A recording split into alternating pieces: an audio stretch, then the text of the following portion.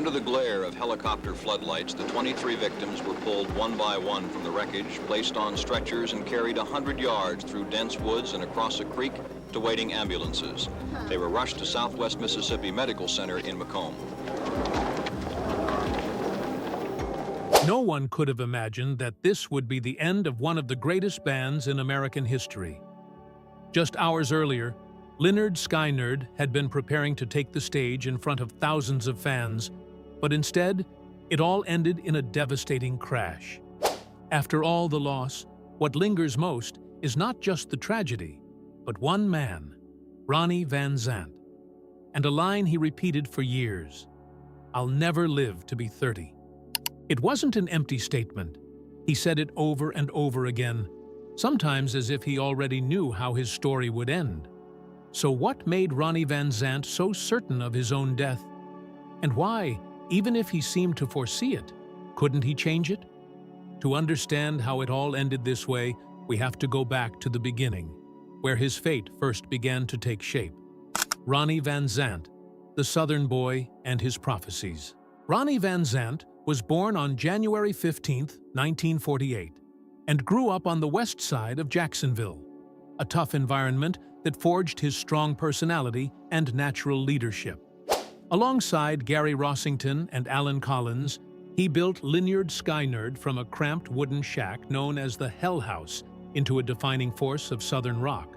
By the mid-1970s, the band was practically living on stage. They performed hundreds of shows each year, unable to cancel no matter how exhausted they were or what went wrong. The relentless schedule made fatigue and danger a normal part of life. It was during this time that Ronnie began talking more and more about death. His life revolved around alcohol, bar fights, and near-fatal accidents, reflecting the live fast, die young spirit of an era that had already lost icons like Janis Joplin, Jimi Hendrix, and Jim Morrison. But for Ronnie, it wasn't just a lifestyle, it was a certainty. He often told family and friends that he wouldn't live past 30, and that he would go out with his boots on, meaning he would die while still on the road with his band. He didn't say it as a joke. The seriousness in his voice made it impossible to ignore.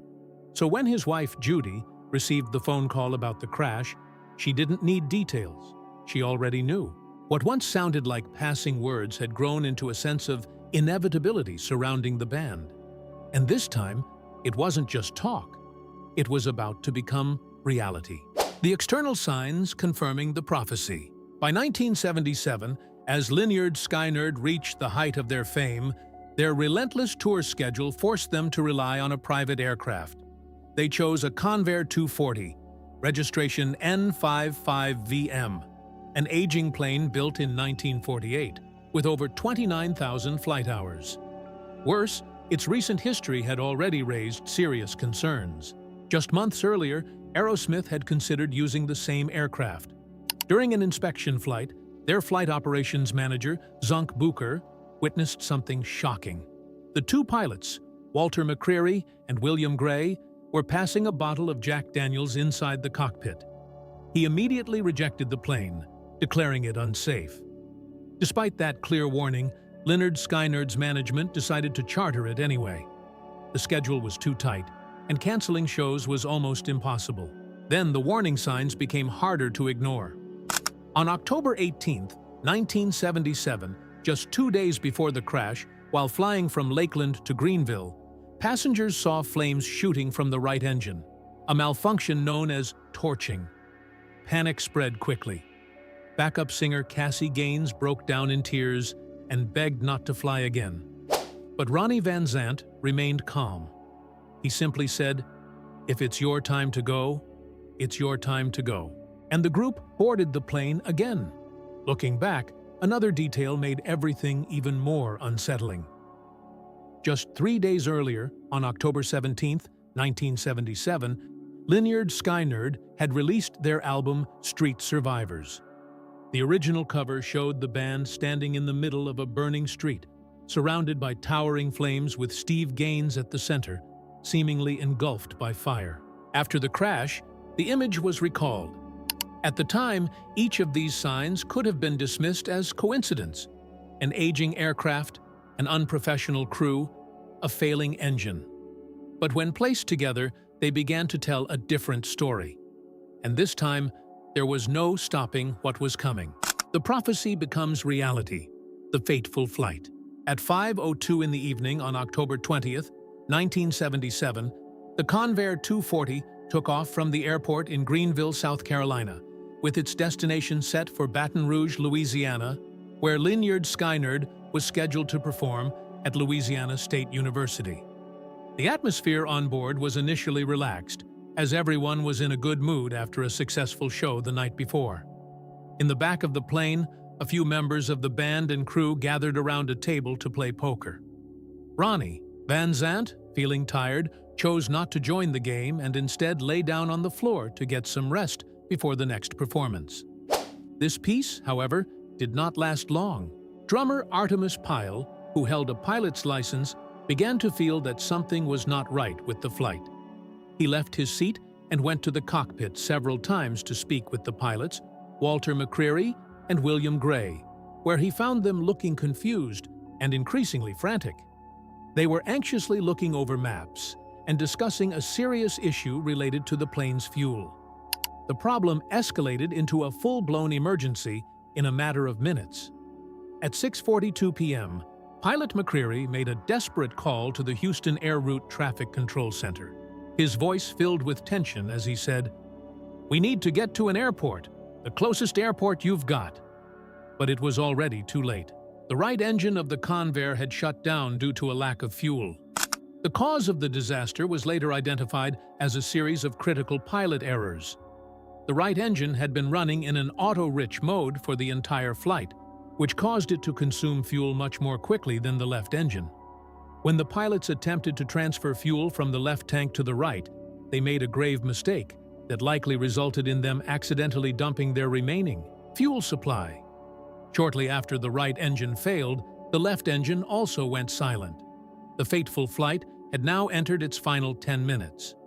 The massive metal aircraft was now nothing more than a glider, falling silently through the Mississippi sky. Inside the cabin, a strange and complete silence took over, as the roar of the engines was gone, replaced only by the sound of the wind rushing past the plane. According to survivors, there was no screaming. Everyone seemed to understand what was about to happen. They quietly fastened their seatbelts, while some prayed and others held each other. Ronnie Van Zant had woken up and was seen walking calmly down the aisle, patting a few people on the shoulder with a reassuring smile before returning to his place at the back. The plane then plunged into a dense forest. The sound of the initial impact was described by survivors as hundreds or thousands of baseball bats hitting the fuselage all at once, which was the sound of 80-foot-tall pine trees tearing through the plane's metal skin. The aircraft disintegrated almost instantly, with the cockpit being ripped away from the rest of the fuselage, the wings being torn off, and the seats being pulled from the floor, throwing people in all directions like rag dolls. The impact killed 6 people almost immediately. Ronnie Van Zant, the band's 29-year-old leader, died from a severe head wound. Along with him, guitarist Steve Gaines, backup singer Cassie Gaines, assistant road manager Dean Kilpatrick, and the 2 pilots, Walter McCreary and William Gray, also perished. Ronnie Van Zant's prophecy, which he had repeated for years, had come true in a moment of shocking violence. He had gone out with his boots on his way to another show. As the sound of the final impact faded into the woods, the silence was replaced by a scene of unimaginable horror and a desperate struggle for survival that was just beginning. The aftermath, a prophecy's painful wounds. In the darkness of the swampy woods of Gillsburg, Mississippi, the crash site was a horrifying scene of total chaos. The wreckage of the Convair was broken into pieces and scattered over a large area, with twisted metal, luggage, musical equipment, and the bodies of the victims mixed together in the mud and fallen trees. Among the 20 survivors, every single one was injured, and many of them were in critical condition. Drummer Artemis Pyle, despite having several broken ribs, managed to crawl out of the wreckage and was the first to go for help. Covered in cuts and bruises, He walked through the darkness, waded through a waist-deep creek, and tore his skin on a barbed wire fence before he finally saw the lights of a nearby farmhouse. The farmer, Johnny Moat, had heard the loud crash and was on high alert. When he saw a long-haired man covered in blood and mud running towards him, his first reaction was to defend himself, thinking it could be an escaped convict from a local prison. Moat fired a warning shot from his .22 caliber rifle, and the bullet grazed Pyle's shoulder. It was only after Pyle desperately shouted that there had been a plane crash that Moat understood the situation and immediately called for help. Meanwhile, back at the crash site, the other survivors were facing their own personal nightmares. Pianist Billy Powell woke up to find his face severely lacerated, with his nose nearly torn off. He heard the screams of bassist Leon Wilkeson, who was pinned under a heavy piece of metal and yelling, "Get me out of here!" Wilkeson's injuries were so extreme that his heart stopped beating twice on the way to the hospital as rescuers fought to save his life. Guitarist Gary Rossington suffered devastating injuries, including broken bones in both of his arms and both of his legs, as well as a shattered pelvis. He was trapped under a piece of the airplane's door and had to scream for others to pull it off him. When he woke up in the hospital, the first thing he asked was where Ronnie was. The silence of the people around him gave him the answer, and he knew that his best friend and the leader of their band was gone. For the families of the victims, the news was a devastating shock.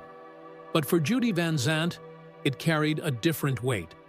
When she received the phone call, she later said that she was not surprised, because Ronnie's own prophecies had prepared her for this moment.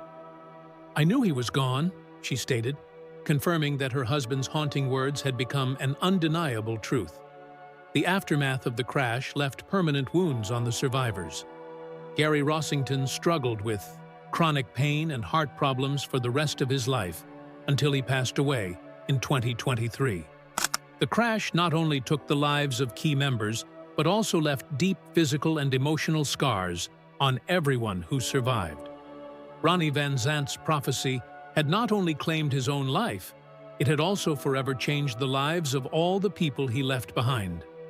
The physical and emotional scars left on the survivors would last a lifetime, shaping a tragic legacy that was now inseparable from their music. The legacy and the lingering question. In the aftermath of the crash, the album Street Survivors became a sad and powerful final testament. Because of the prophetic nature of the original cover art, which showed the band surrounded by flames, the record label MCA Records quickly recalled it from stores. It was replaced with an alternate cover showing the band standing against a simple black background. However, the tragedy fueled public interest, and the album's sales soared, quickly earning a platinum certification and becoming one of the best-selling records of the band's career. The original lineup of Lynyrd Skynyrd, As the World Knew It, came to an end on the night of October 20th, 1977. Although the band would eventually reform years later with Ronnie's younger brother, Johnny Van Zant, taking over as the lead vocalist, their legacy would forever be tied to the tragedy of the plane crash. They became permanent legends of Southern rock, but their story would always be told with a somber footnote, a reminder of the price of fame and the fragility of life. Songs like Free Bird and Sweet Home Alabama achieved immortality, but they would always carry the shadow of the fallen aircraft. In Gillsburg, Mississippi, at the site where the tragedy occurred, a monument was finally erected in 2019 to honor those who were lost. Fans from all over the world continue to visit this location, leaving guitars, flags, and notes to pay their respects to the band. The site has become a place of pilgrimage, a quiet space to reflect on one of the darkest days in music history. Decades have passed, but the central question still lingers. Did Ronnie Van Zant truly have a premonition of his own death? Did he possess some kind of supernatural insight into his own fate? Or was his death simply the logical conclusion of the dangerous path he was on? The evidence suggests a tragedy born from a series of very human factors. The immense pressure of non-stop touring pushed the band to accept unsafe travel arrangements. The carelessness of the EID flight crew led to a fatal and completely avoidable fuel management error. And Ronnie's own fatalism led him and others to ignore clear warning signs, such as an engine that was literally shooting out flames just 2 days earlier. Perhaps the answer lies somewhere in the middle. Maybe Ronnie's feeling was not a magical vision, but rather a deep, intuitive understanding of the incredible risks he and his band were taking every single day. He lived a life of excess and danger, and he may have simply understood that such a life could not last forever. His prophecy, then, may not have been a message from another world, but a sober acknowledgement of the reality he had created for himself. Free Bird still echoes across radios and packed stadiums, an anthem of freedom, of never being tied down. But Ronnie Van Zant, the man who wrote those words, was forever left behind in a forest in Mississippi on that fateful night. He died at 29, not as a prophecy, but as if it had always been his ending. And ever since, whenever Free Bird plays, it no longer feels like just a song about freedom, but the echo of an unfinished dream and a journey that ended in the sky.